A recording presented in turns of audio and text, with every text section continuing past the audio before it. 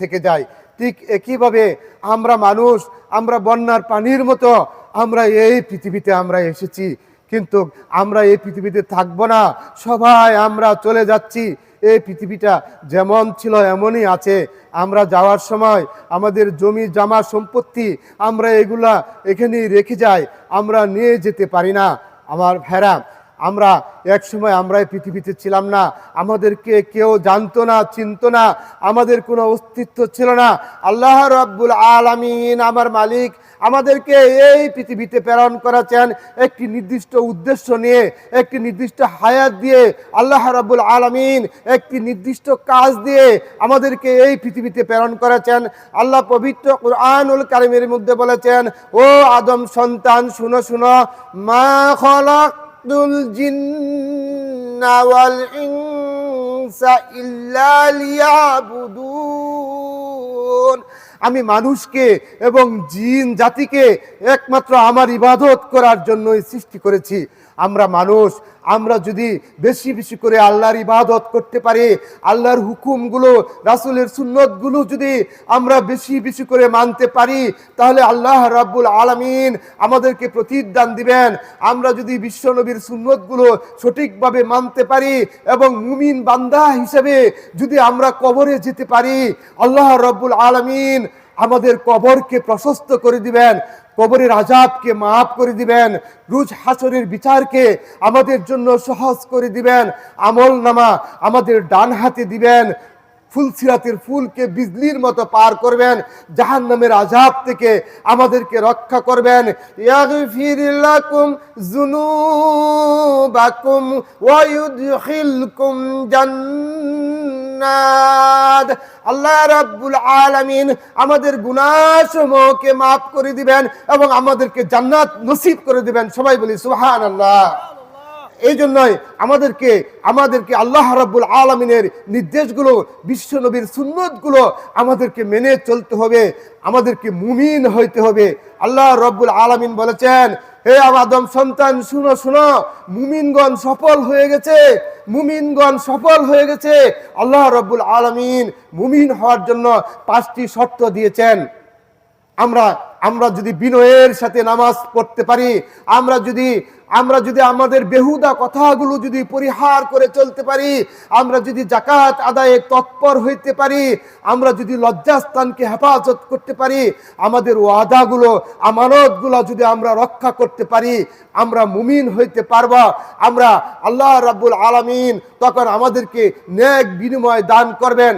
প্রিয় উপস্থিতি, এই জন্য আমাদেরকে মুমিন হইতে হবে, আমাদের বিনয়ের সাথে নামাজ আদায় করতে হবে, আল্লাহ রাব্বুল আলামিনের নির্দেশগুলো মেনে চলতে হবে, বেহুদা কথা পরিহার করতে হবে, যাকাত আদায় করতে হবে, আমাদের লজ্জাস্থানকে হেফাজত করতে হবে, ওয়াদা আমানতগুলোকে রক্ষা করতে হবে।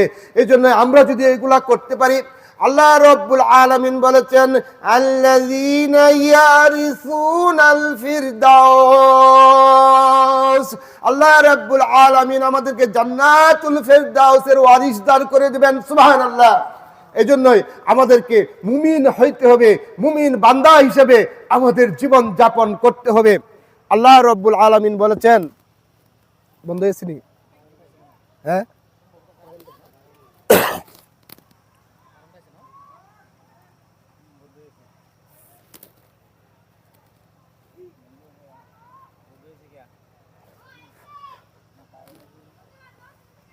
সময় নেব না।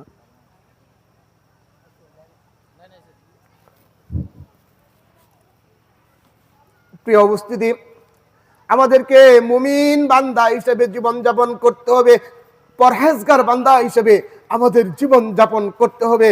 আমরা আল্লাহ রাব্বুল আলামিন এই সূরার প্রথমেই বলেছেন, মুমিনগণ সফল হয়ে গেছে, মুমিনগণ সফল হয়ে গেছে। এখন সফলতা কি? আমরা এসএসসি পরীক্ষায় আমরা এ+ পেয়েছি, ভালো রেজাল্ট করেছি, এটা সফলতা নয়। আমরা অনেক ধন সম্পদের মালিক হয়েছি, অনেক খ্যাতি যশ অর্জন করেছি, এটা সফলতা নয়। আসল সফলতা হলো উলাইকা হুমুল ওয়ারিসুন। আল্লাহর জান্নাতের ওয়ারিসদার হওয়া, আল্লাহর জান্নাতের মালিক হয়ে যাওয়া।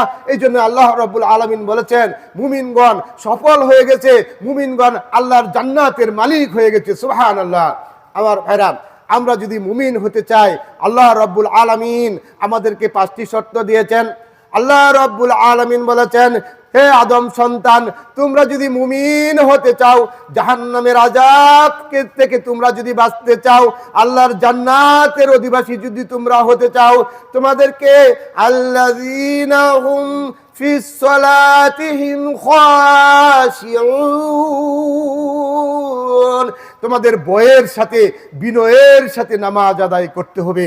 আমরা যখন নামাজ পড়ব, নামাজে যখন দাঁড়াবো, অত্যন্ত বিনয়ের সাথে, অত্যন্ত ভয়ের সাথে আমাদের নামাজে দাঁড়াইতে হবে।